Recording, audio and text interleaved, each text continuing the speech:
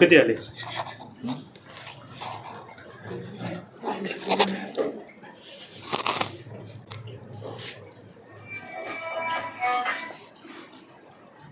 आल्या तेव्हा त्या अनकॉन्शियसच होत्या. त्यांचा BP 80/60 होता वगैरे, शुगर 72 होती.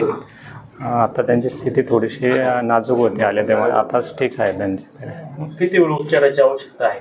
अजून 1-2 तास जरा थोडंसं शुगर नॉर्मलला येईपर्यंत त्यांना उपचार वगैरे थांबवण्यात येते. शुगर हाय झाली? नाही, शुगर लो झालेली होती. दोन्ही लो झाले? हो, दोन्ही लो झालेले होते.